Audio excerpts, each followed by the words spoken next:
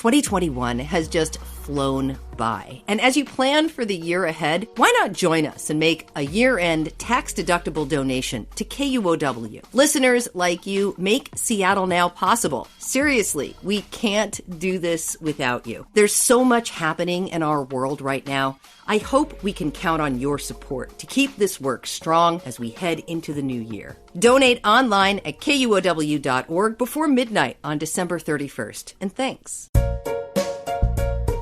Hey, good morning. It's Patricia Murphy. It's Wednesday.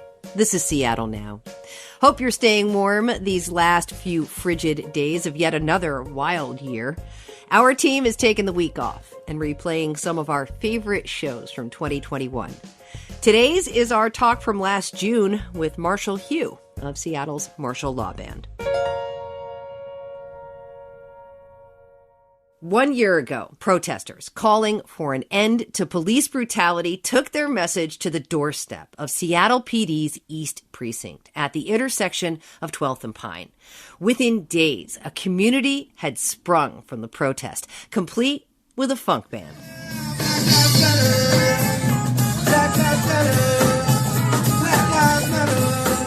The Marshall Law Band played every night for almost a week, sometimes while the tear gas was flying.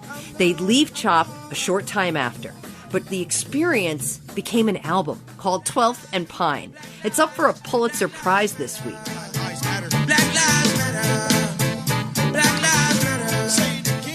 Marshall Hugh, MC with the Marshall Law Band. Thank you. Thank you. We're here right where the action happened, 12th and Pine. Right, so right about this time last year, you were protesting out here. That's true. We were protesting, we were unifying, we were uplifting black and brown voices, and to be back here a year later is a surreal feeling, a mix of emotions, but I'm excited to come here and continue to get the word out about our passions. So, all right, I want to take you back to a year ago, okay? And you're out here protesting. Tell me why you were out here, what you were thinking, and what that was like. I had come out to the protest after George Floyd was murdered, and just as a participant with signs and yelling with the crowd, and it was empowering, but it was also very exhausting. So I took a couple of days off, and I was in my bed watching Amari Salisbury's live stream, and he had gotten pepper sprayed for the fourth day in a row, and he started screaming, "Where's the leadership? Where's the leadership?" Anybody, if you're listening to this stream, this is an opportunity for leadership in this city. All leaders stand up. This is an opportunity for leadership. And I was sitting at home in my bed, and it just felt like a direct call out to me. I'm like, I'm here comfortable while one of my brothers is out here getting pepper sprayed for the fourth day in a row. I know I'm a leader. I know I am. But I do it differently. So I just chose to call my drummer, the hospitality, and I said, hey, I don't know how it's going to work, what we're going to do, but we're going to lead through music and community and bring the band out here tomorrow. Packed up the gear next day, and they got work off. My mom called me and said, Marshall, I got bail money for all y'all if it comes to that. And so we were just, from there, we were up and played 6 straight days. Just make it so you could sustain protesting day after day after day. And, you know, a lot of people said they really looked forward to coming back each day because of the music, because of that sense of community that we were building. That wasn't just the kind of contentious standoff with the police. What an amazing moment to be part of. What an amazing part in the city's history and in your band's history. How did you know it was time to go? Wow. See, I probably should have gone a little sooner because, I mean, on the 6th day, my vocal cords were literally just swollen up. I was playing till 2 a.m. in the morning, going home, sleeping on the band's couch because we would just wake up, kind of go get breakfast. That was like our ceremony. Some of the band would have to go do work, and then we'd go right back out. So by the 6th day in a row, my vocal cords were just so swollen and my body was so exhausted that I knew I needed a day of rest. I took a day off. The next day I came back and performed. I took 2 days off. And then the next day I came back and performed again. And then at that point, there was an energy shift in CHOP. And I think that, you know, what was hard for me to realize is that I can't physically sustain coming out here every single day and supporting this artistic boom and these positive vibrations that are emanating from this place here. And so I just knew it was time to go because it wasn't sustainable. But now I believe we've created something sustainable. And what happened after that? Because amazing things started to happen after that. So we went out to Guimas Island. Wow. We stayed out there for 4 days, and we wrote the album, the 12-track album. There was only 3 songs that we had written literally on the street while we were playing. Those were already formed. The rest, we just hammered it out, and every day we'd wake up and we'd play music. But it was so beautiful because we were all processing our trauma together. And I can't tell you, Marshall Law Band has a lot of dudes in the band, if you haven't seen us before. And I can't tell you how many times a bunch of grown men cried during that retreat, pouring our emotions out into our music. It's kind of funny because I just know my friends so well, and I know how much growth that they've had over these last 2 years. So beforehand, you'd think of them as these macho type guys. When I tell you we were all sitting around in a room, looking at each other saying, like, how do you feel? Like, are you good? We really did some group therapy work before we wrote the album. And so one experience, and I don't think J-Mo would mind me sharing this, is there's a track called Don't Wanna Die on the album. And we're writing the lyrics, and J-Mo goes to sing it. And a lot of us have had people specifically in our own lives die from police brutality. J-Mo's friend's name was E.J. Strickland.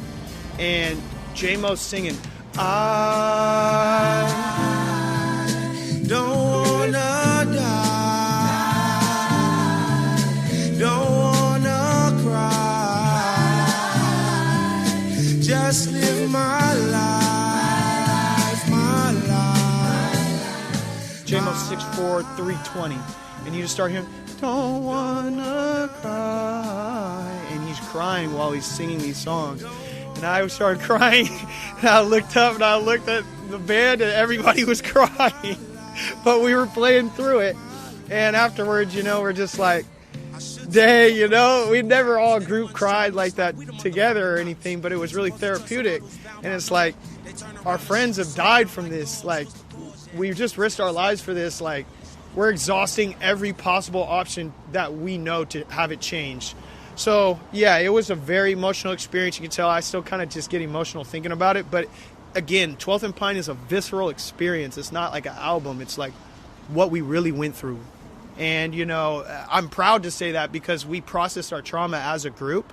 We literally got directly off of the Guimas Island ferry, went and met the grunge Seattle legend Jack Endino, Soundhouse Studios in Ballard, and we cranked out the whole album in 4 days right after that. So in about a 9-day period, we wrote and recorded 12th and Pine. I want you to tell me the story of Jack Endino because you really didn't know that this legend was pursuing you. You didn't realize. I had no idea. So again, I'm a hip-hop guy by trade, and then for the last 4 years, I've been exposed to the Seattle band scene. And these are like hip-hop, Seattle hip-hop and Seattle band are two completely different worlds. So they meshed and melted at Mojam Mondays at Nectar Lounge. So every Monday at Nectar Lounge, there's an open jam. So I went there, I met my band, I saw how nice everyone was, and so that's where our band really formed. And one day we got a gig at the Beacon Food Forest, and a woman named Mia said, "We love your band." I couldn't get everybody to get off work, and we went and played an acoustic set at the Beacon Food Forest with Matt, the Hospitality of the drummer, Metal Marty, our sax player, and myself. That was our acoustic arrangement, and we played for Mia and Japanese tourists that had just gotten off a cruise ship. And Mia said, "I just love y'all so much. My husband, Jack Endino, loves your music too, and I really want you to work with him."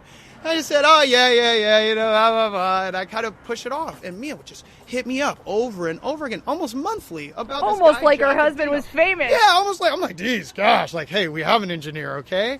And then the whole CHOP experience happened, and she sends me this 2 paragraphs, heartfelt. I'm like, okay, at some point, I'm going to need to, like, give this guy a shot or something. So I go to my guitar player, Jabber, and I'm like, "Hey, Jabber, you ever heard of Jack Endino?"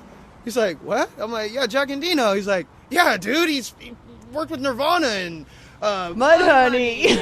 I'm like, "Oh, what?" I'm like, "Yo, this guy's been wanting us to come and record our record with him for the past 2 years." And what was cool about Jack is he got a Grammy sitting right there. He worked with everybody. He wasn't big time in us. He was in the trenches doing 10-hour days with us. Yeah, Captain Jack, as we call him, is an absolute legend and a Marshall Law Band family member for sure.